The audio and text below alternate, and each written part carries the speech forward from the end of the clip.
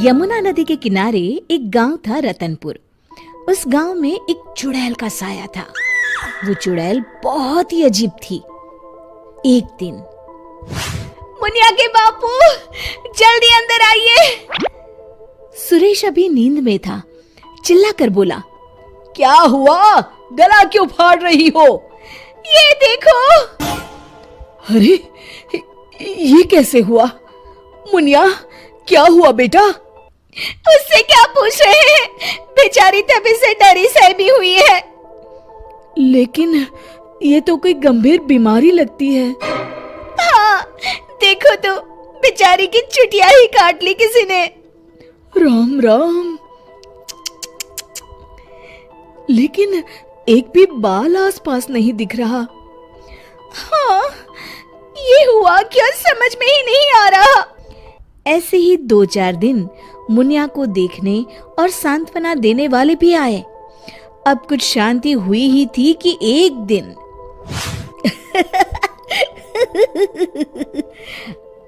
क्या हुआ रामू?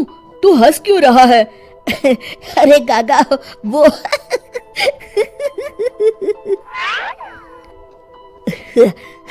के बच्चे, कुछ बता भी। रूपा काकी की चुटिया कट गई है। हाँ, और मुन्नी भी।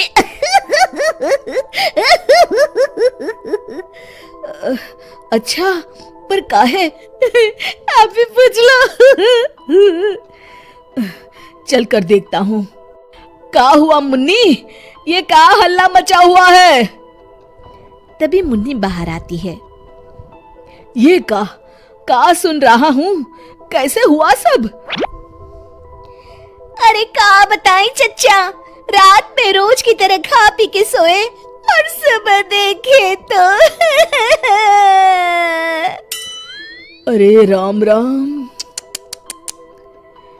पहले तो मुझे लगा कोई बीमारी है, लेकिन ये तो लगता है पक्का किसी डायन या चुड़ैल का काम है। अब तो रतनपुर में ये औरतों की चोटी काटे जाने वाली खबरें आम हो गई। अगले ही दिन, सरिता, आज बहुत गर्मी है, मेरा बिस्तर बाहर लगा देना। जी ठीक है। सरिता ने रमेश का बिस्तर बाहर और अपना और चुनिया का आंगन में लगा लिया। रात में रमेश को प्यास लगती है।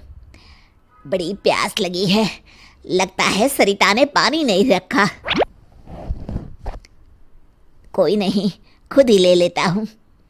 अंदर जाने पर वो देखता है कि सरिता के बिस्तर के सिरहाने चुड़ैल खड़ी है।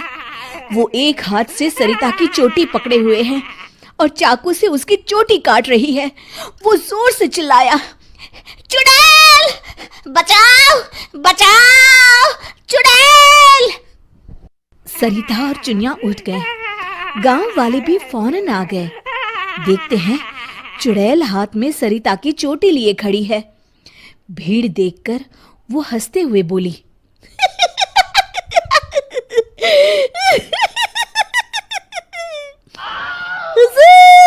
आते आते बहुत देर कर दी।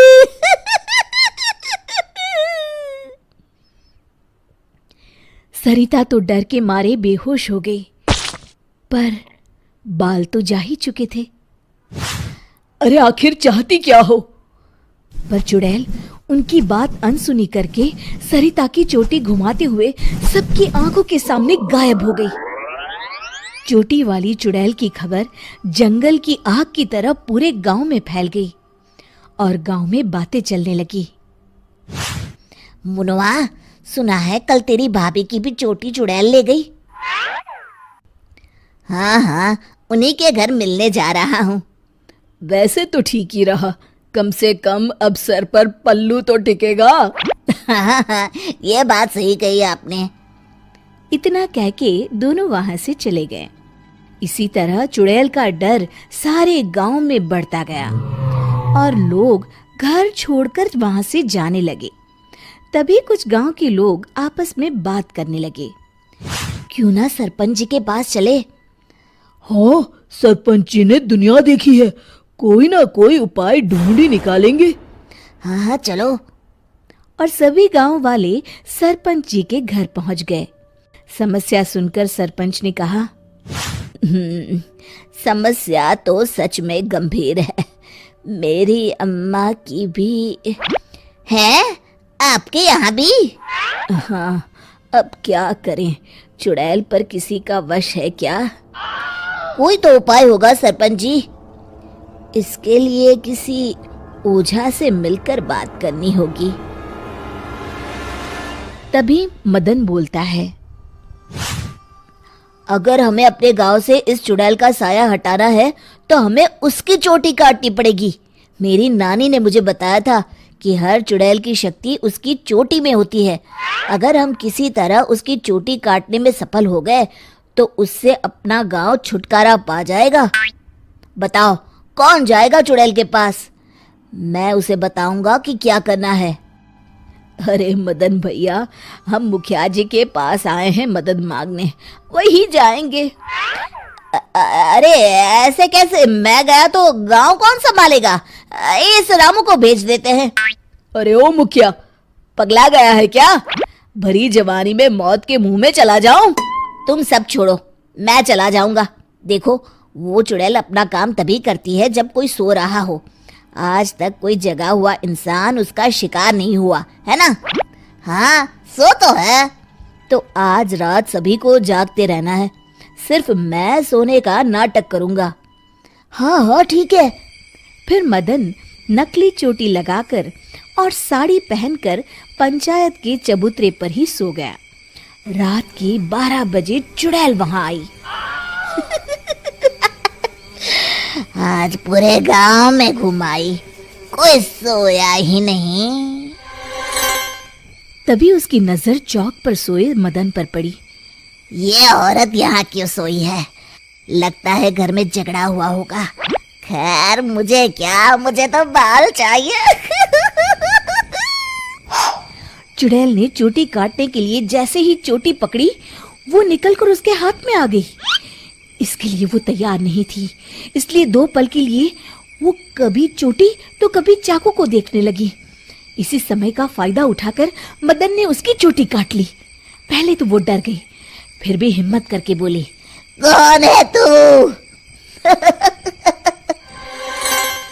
बता कौन है तू, नहीं तो मैं तुझे खा जाऊंगी। तेरी चोटी मेरे पास है, तू मेरा कुछ नहीं बिगाड़ सकती। मदन उसकी चोटी दिखाते हुए हंसता है। मेरी चोटी दे दे, दे दे मेरी चोटी, मेरी चोटी दे दे। चीखते हुए मदन की तरफ बढ़ी। हाँ, अगर एक कदम भी आगे बढ़ाया तो मैं अभी इसे जला दूंगा। नहीं नहीं, ऐसा मत करना। नहीं करूंगा, पर एक शर्त पर। हाँ, मुझे तुम्हारी सब शर्तें मंजूर है, बस ये चोटी दे दो। अभी नहीं, पहले ये बताओ तुम इन बालों का क्या करती हो? मैं इन्हें एक कुएं में डाल रही हूँ, उसे भरने के लिए। वो क्यों? जब वो कुआं भर जाएगा तो मैं सबसे शक्तिशाली हो जाऊंगी। चलो वो कुआं मुझे दिखाओ, वहीं तुम्हें तुम्हारी चोटी दे दूंगा। चलो ये चोटी मुझे दे दो, इसकी मदद से हम जल्दी पहुंचेंगे। नहीं नहीं, मुझे जल्दी नहीं, पैदल ही चलते हैं। वो मदन को लेकर चलने लगी और गांव वाले भी जलती हुई मशालें लेकर उसके पीछे पीछे आ गए। सब उसकी गुफा तक पहुंच गए, जहां कुएं के अंदर उसने बाल जमा कर रखे थे। आधा कुआं तो भर गया है। देखो, दिखा दिया ना, अब जल्दी से मेरी चोटी दे दो। हाँ हाँ, क्यों नहीं, ये लो। कहते हुए मदन ने उसकी चोटी भी कुएं में फेंक दी। अरे बेवकूफ, ये क्या किया? अब मैं इतने बालों में से अपनी चोटी कैसे ढूंढूंगी? वो देखो, बीच में पड़ी है। चुड़ैल कुएं में जाकर अपनी चोटी ढूंढने लगी। उसके कुएं में उतरते ही गांव वालों ने अपनी अपनी मशालें कुएं में फेंक दी। वो धू धू करके जलने लगा। अरे बचाओ रे कोई, मैं सबके बाल वापस कर दूंगी, बचाओ। साथ ही वो चुड़ैल भी जलकर भस्म हो गई। शिक्षा: अगर मिलजुल कर किसी समस्या का हल ढूंढा जाए तो समस्या अवश्य दूर हो जाती है। दोस्तों, हमें उम्मीद है कि आपको हमारी ये कहानी पसंद आई होगी। कृपया हमारे चैनल को सब्सक्राइब करें और सभी अपडेट्स के लिए बेल आइकन जरूर दबाएं। और हाँ, वीडियो लाइक और शेयर करना मत भूलिएगा। Bye bye.